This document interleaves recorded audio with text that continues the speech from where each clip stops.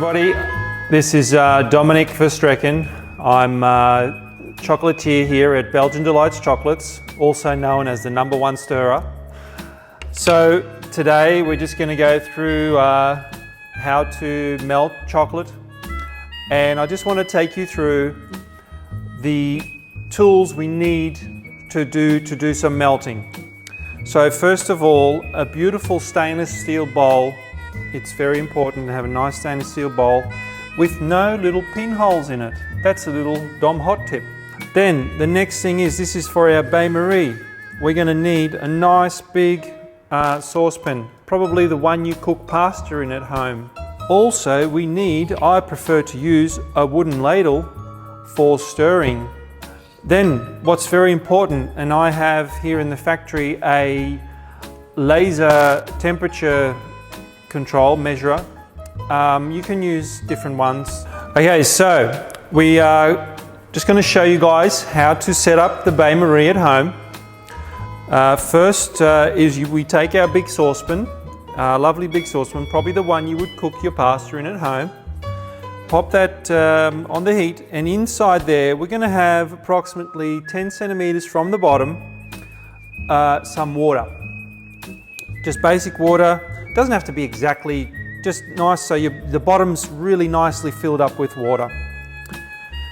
Then got that set up, and you want to have that on a medium initially to set up your bain-marie. You want to have that to medium to high heat, so the water can get up in good temperature, get boiling, and then we are going to then place you need a nice big bowl that is going to sit nicely on top of your bain-marie.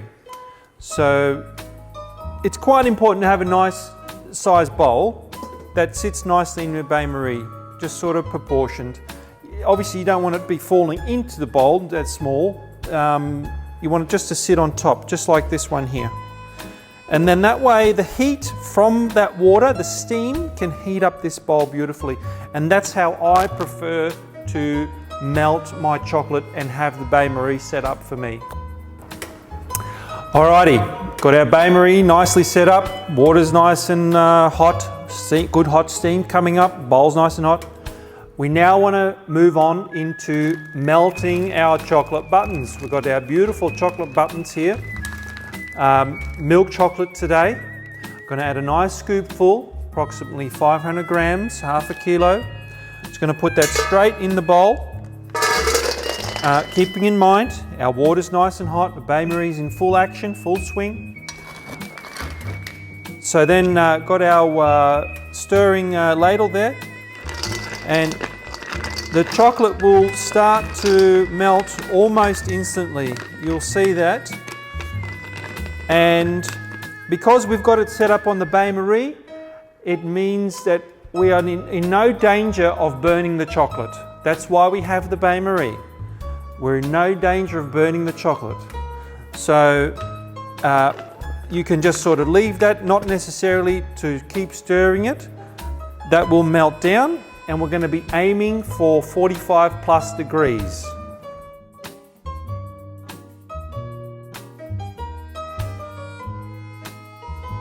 Okay, so now our chocolate is virtually melted. Just a couple of little bit more bits to go. And at this point, we want to just a touch take the heat out of our bain-marie. As you can see, that's sort of bubbling away, and we want to just back that off just slightly, just so it's a simmer and there's some nice steam. So this chocolate now is beautifully melted, and we might just do a quick temperature check. I'm just going to quickly take it off the bain-marie. Every time you take it off the bain-marie, this is another tip of mine, is to make sure your bowl is nice and dry. Just pop it straight onto a towel and get that water off straight away, because water is, in my opinion, the #1 enemy of chocolate. So as you can see now, that is just beautifully melted. and we are just going to take a quick temperature check. So we're well above our 45, which is fine, that's okay. And yeah, so there's our melted chocolate. Lovely, beautiful. Okay, chocolate's beautifully melted. We've just taken our heat from our stove just down a touch, and we're going to get into some tempering of the chocolate now. So that's sitting around 60 degrees, happy days. We're done with our melting, and we're going to start the tempering process. Now, for you guys at home, I'm going to try and keep it quite simple as possible. And what we're going to do to bring down the temperature of this chocolate, once again, once we come off the bain-marie, just making sure our bowl's nice and dry. And what we're going to do, we're just going to, little by little bit, we're just going to add in some unmelted buttons, just a couple of handsful, just like that. And we're just going to work them in. And they will melt and cool down the mass of the chocolate.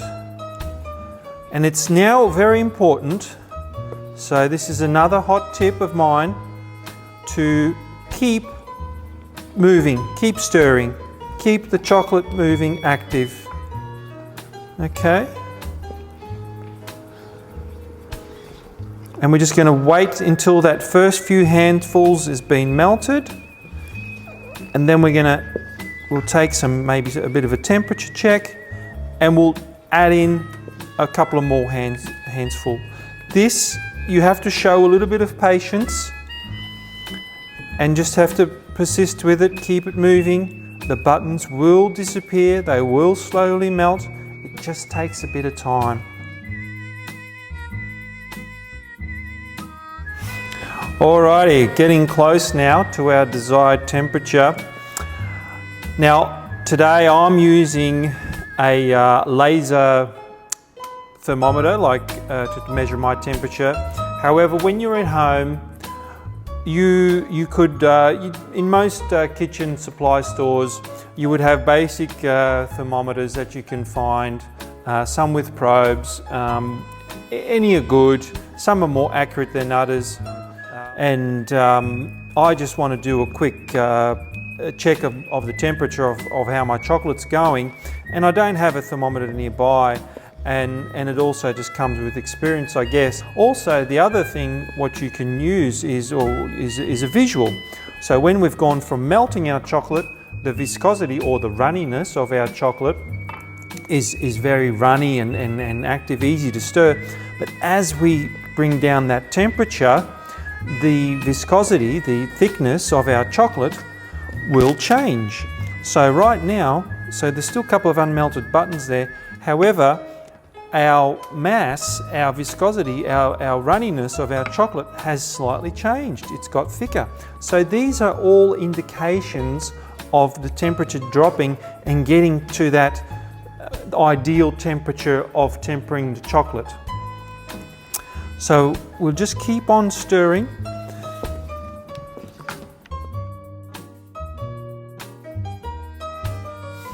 All right, so now we're at a point where we can, our chocolate's down at 28.5, and we're ready to take a sample of our tempered chocolate just to make sure it's okay. Now at this point, I just want to talk a little bit about our ambient temperature. Ambient temperature means the temperature around us. Right now, this ambient temperature here is 22, which is just ideal. We can go as low as, say, maybe 20 and as high as maybe 24. Once we start going out of those realms, out of those temperatures, if we go to 25, your chocolate's not going to be setting as quickly. It's not going to, cooperate quite as well. If we go down a little below 20 or like 19, then your chocolate's going to set real quick, and it's going to be hard to work with. You're just going to be trying to do something, and it's just not going to happen.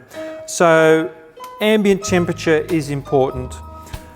Now, we're going to take a little sample before you're actually going to be using it in some molds, so we just don't waste that chocolate. So the way we do that, we just take our palette knife and we're just going to put some on, just like that. Bit of chocolate, and our bench is nice and cool as well.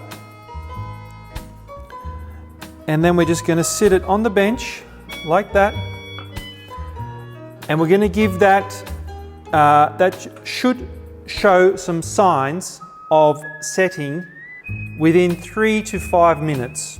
So we're just going to leave that, and we're going to check in on it in about 2 minutes. Okay, our sample is coming really nicely. It is showing signs of setting. And before we just do that, I just want to talk about how important it is to temper chocolate, and if we don't do it properly, what the consequences are. So basically, if we were not to temper at all, if we just melt our chocolate, pour it in the molds, put it in the fridge, the chocolate would not come out of the molds. You would have no chance unless you stick it in the freezer for 10 hours, and then maybe you might get it to detach. Secondly, if we just do a rough job of tempering, we would then, it's probably still set, but it would come out a little bit grey, a little bit spotty, not nice looking at all, and you wouldn't get a nice firm snap either. So they're the consequences of not tempering your chocolate properly.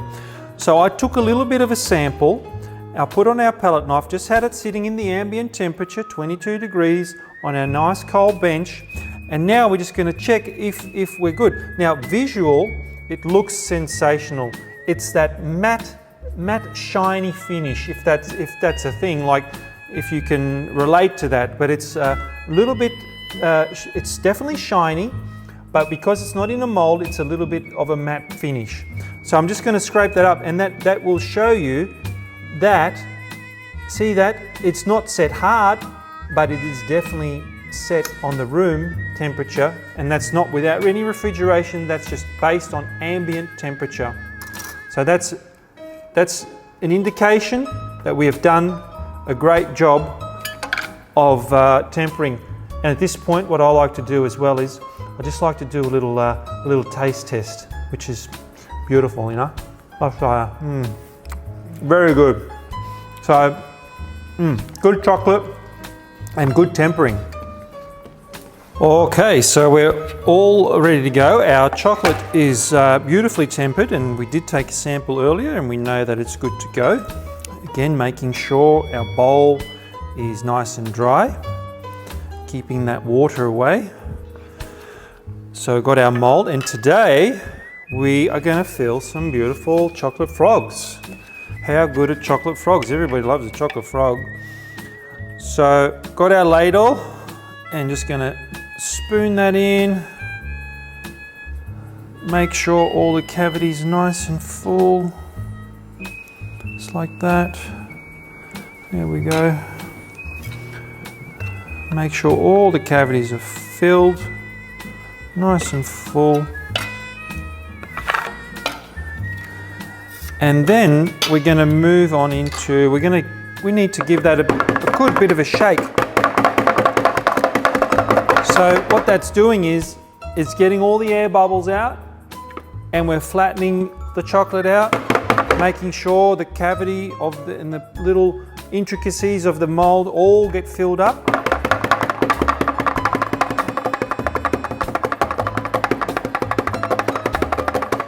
A nice shake.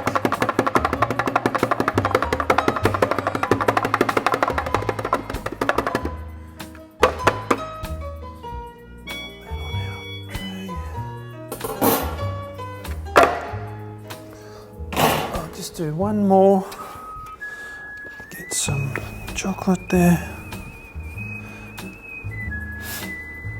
So in this time, like, your chocolate could even start to go a little bit thicker because we've tempered our chocolate properly, and you know, we're working away, but that's okay. We've got the bainmarie there in case we need to just warm it up slightly again, but that's not the case today. We can just keep working away. Again, shaking. So, bacon there, good. Pop that on the grill. And then what I'm just going to do now, so they're all nice and flat, all in the cavities, chocolate's in. We're now going to go to the fridge. Most people's fridges are around 5 degrees, which is just perfect. All right guys, just went into the fridge and checked on our frogs. And we're not quite there yet, but I just thought I'd show you this one as an indication of where we're at and how you can tell when it's ready. So we've got some chocolate that is still stuck to the molds there, but then that clearer bit there, that's where it's released. So it hasn't fully released, we're almost there, another 5 to 7 minutes, but this is just to show you the difference between unreleased out of the molds and released. So the shiny bit that's released, and that solid bit there is still connected. So we're just going to pop them back for 5 minutes and they should be really nice. Our frogs are ready now, straight out of the fridge and ready to be tapped out. This is exciting now. So let's have a look here. Whoa, beautiful. Look how shiny they are. Look at that. And that just shows that we've done a great job in tempering our chocolate. So nice and shiny, no grayness, no bubbles. We've done a great job. Now, this is very important. We're going to check the snappiness. Look at that, beautiful snap. Let's check, and also at this point, I love to taste, of course. So, oh, how good. So, our chocolate has probably more of a nutty note to it. That's all part of our contouring process. So, it is has also some vanilla in there, which is quite common with our chocolate. Now, I want you guys at home to comment and let us know what you're doing at home, if you're having any problems, or if you need any tips. Let us know, make some comments, and I'd love for you guys to show us if you can make some frogs, or make up something at home that you think yourself you can do. Give it a go. Hey, you know what? I'm just going to have a little bit more chocolate because it's so good. Oh. Hey, I'm Dom from Belgian Delights. Salut, tot de volgende keer. Dag!